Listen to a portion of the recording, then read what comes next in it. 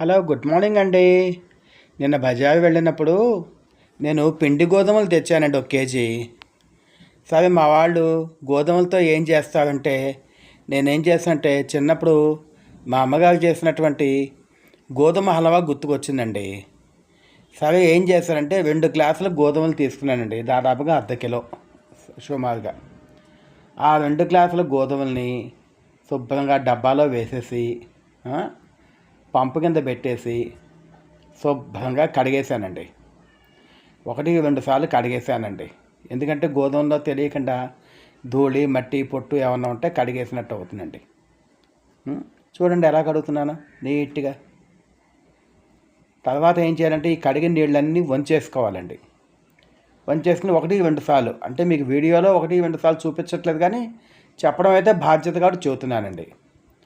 అలా కడిగేసినటువంటి గోధుమల్లో తర్వాత ఏం చేయాలంటే మనం మంచినీళ్ళు దాని నిండా పోసుకోవాలి మునిగేదాకా.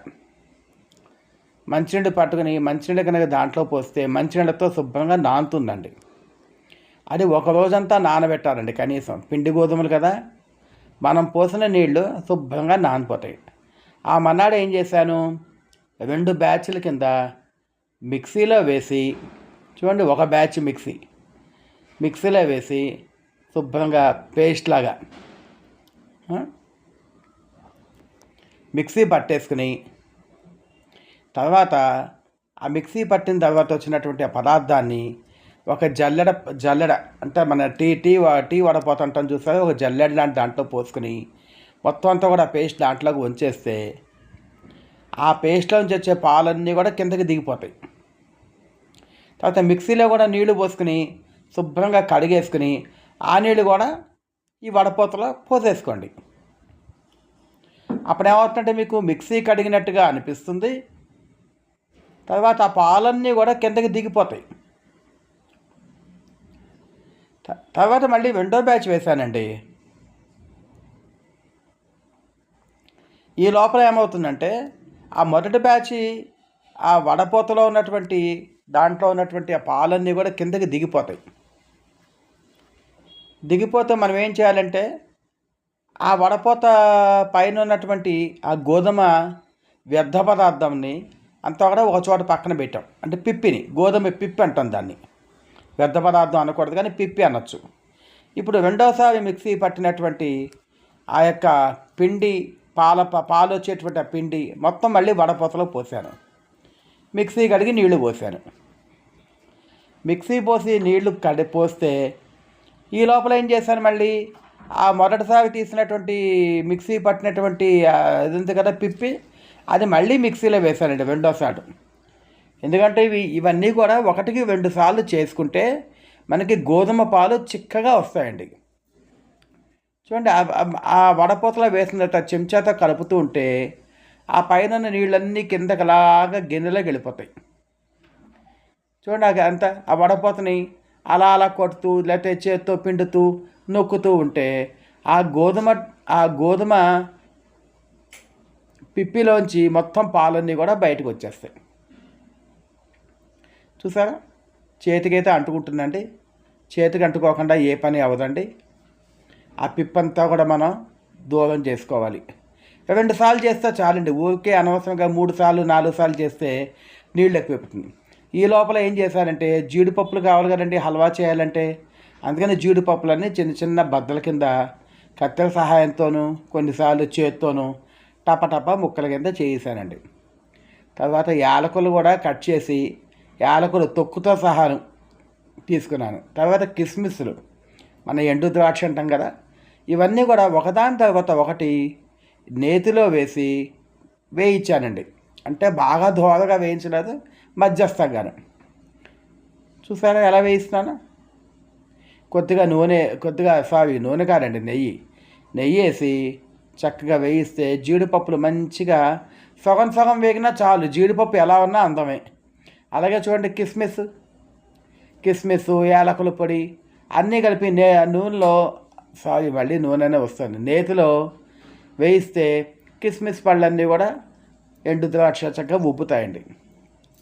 ఇవన్నీ కూడా ఏం చేయాలంటే ఈ వేయించడం పూర్తి అయిపోయిన తర్వాత మనం వీటన్నిటినీ కూడా ఒక పళ్ళెంలోకి తీసుకోవాలండి. ఒక పళ్ళెంలో వేయించిన జీడిపప్పు, తర్వాత కిస్మిస్లు, తర్వాత దాంట్లోనే యాలకులు కూడా. ఈ లోపల ఒక ఇత్తడి బాండీ పెట్టానండి స్టవ్ మీద. దాంట్లో ఇందాక 2 పావు కిలోలు తీసుకున్నా కదా గోధుమలు, ఇప్పుడు ఒక 3/4 కిలో తీసుకున్నానండి గోధుమ హల్వా కోసం. మన ఈ బెంగళూరులో మాకు ఈ బెల్లము చిన్న చిన్న క్యూబుల కింద దొరుకుతాయండి. అవి చాలా మనకి వండుకోవడానికి తేలిగ్గా ఉంటాయి. పెద్ద పెద్ద కేజీ గడ్డలు తెచ్చుకుంటే ఈ ఫ్రిడ్జ్లో పెడితే ఏమవుతుందంటే గడ్డ పగలగొట్టడానికే టైం ఎక్కువ పడుతుంది, లేదు తులమాలంటే టైం ఎక్కువ పడుతుంది. ఇలా కాదని చెప్పిన మేమేం చేస్తుంటే క్యూబులు తెచ్చుకుంటాం. ఈ క్యూబులు అయితే మనకి ఇప్పుడు సపోజ్ వినాయకుడికి బెల్లం ప్రసాదం పెట్టాలనుకోండి, ఒక క్యూబ్ తీసుకుంటాం, దేవుడి ముందు పెడతాం, నైవేద్యం చూపిస్తాం.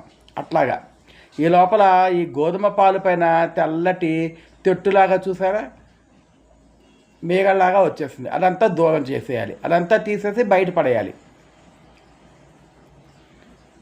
చూడండి బెల్లం పాకం పట్టేస్తుంది, బెల్లం నిదానంగా కరిగిపోతుంటుంది.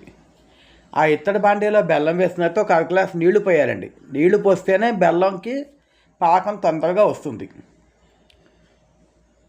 చక్కగా చూడండి ఎలా వస్తుందో, ఎంత బాగా వస్తుందో. ఇప్పుడు బాగా బుడగలుగా చక్కగాను బ్రౌనిష్గాను ఇంకా తీగ పాకం వచ్చేట్టుగా పట్టుకోవాలి. హల్వా ఎప్పుడు మెత్తగా ఉంటేనే చిన్నపిల్లలు ఇష్టంగా తింటారండి.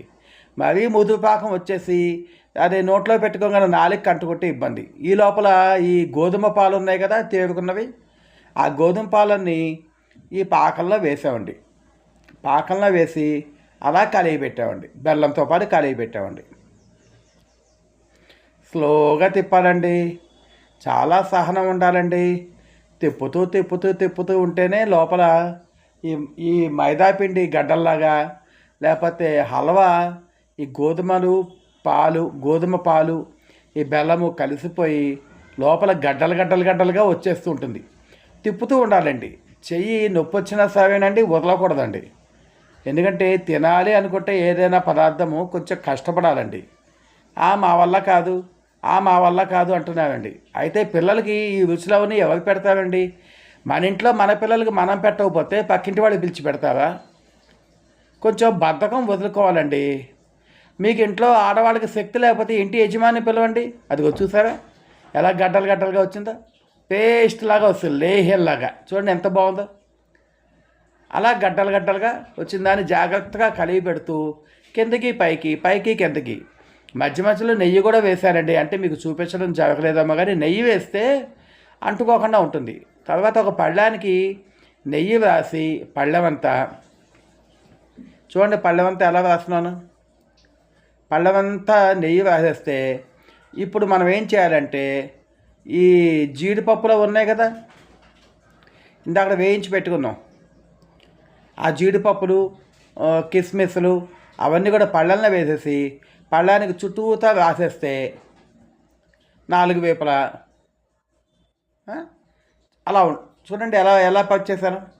ఇప్పుడు ఏం చేస్తామంటే ఈ హల్వా పేస్ట్ని ఆ పళ్ళెం మీద ముద్దలుగా వేసేసుకోవాలి. ఎందుకంటే బాండీ ఎత్తలేమనుకోండి, 2 చేతులతో ఎత్తాలి, బలం సరిపోదు. అందుకని పెద్ద గరిటెతో ఆ పేస్ట్ని ఆ యొక్క జీడిపప్పు కిస్మిస్లు నేతిలో వేగాయి కదండి, దాని మీద వేసేస్తే అవన్నీ లోపల భాగంలో ఉంటాయి, పైకి మాత్రం హల్వా పేస్ట్ లాగా ఒక కేక్ పేస్ట్ లాగా కనబడుతూ ఉంటుంది మొత్తం. ఇప్పుడు నేను వండినటువంటి మొత్తం పేస్ట్ అంతా కూడా నేను మొత్తం ఈ స్టీల్ పళ్ళల్లోకి తీసుకున్నానండి. స్టీల్ పళ్ళల్లోకి తీసుకుంటే దళసరిగా చిక్క ముద్దగా వచ్చినండి. లేదు ఇంతకంటే పెద్ద పళ్ళెంలో తీసుకుంటే పల్చగా పరుచుకుంటే సన్నటి బిళ్ళల కింద కోసుకుంటే అది తినొచ్చండి. కానీ ఇప్పుడు నేనేం చేశానో ఫైనల్గా నేను చెప్తాను. ఇప్పుడు ఈ హల్వా పేస్ట్ అంతా కూడాను స్టీల్ పళ్ళల్లోకి తీసుకొని ఒక్కోసారి అండి గరిటెలకు అంటుకుపోతాయండి పేస్ట్లన్నీ. ఒక గరిటెతో ఇంకో గరిటెతో ఒకదానికొకటి రాసుకుంటూ దానికి ఉన్నటువంటి ఆ పేస్ట్ అంతా కూడా దూరం చేయాలండి. లేకపోతే బాండీ అంతా కూడా పేస్ట్గా ముద్దలుగా అతుక్కుపోయి ఉంటుంది. ఈ గరిటెలకు అంటుకుపోతుంటుంది. మళ్ళీ తోముకునేటప్పుడు ఇబ్బంది. చూసారా బాండీ ఎలా అయిపోయిందా? ఆ బాండీకున్న పేస్ట్ అంతా కూడా జాగ్రత్తగా తీయాలండి. తీసిన తర్వాత మనం అదే గరిటెతో ఆ హల్వా పేస్ట్ని పళ్ళెమంతా సమాంతరంగా నీట్గా 4 వైపులా వచ్చేట్టుగా పల్చగా మనం అచ్చులాగా పోసుకున్నట్టుగా అయింది.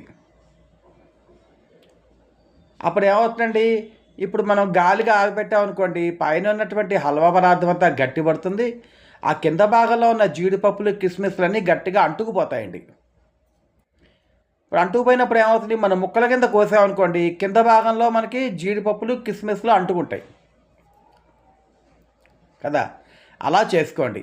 నేనేం చేశానంటే ఈ హల్వాని చేతులకు కొద్దిగా నెయ్యి రాసుకుని చిన్న చిన్న మన ఉండరాళ్ళ కింద చిన్న చిన్న లడ్డూల కింద చుట్టానండి. చూడండి ఎన్ని లడ్డూలు వచ్చాయో. ఇలా అనుకోండి, గబుక్కున లడ్డు నోట్లో వేసుకున్నట్టుగా ఉంటుంది, మెత్త మెత్తగా తీయ తీయగా బాగుంటుంది.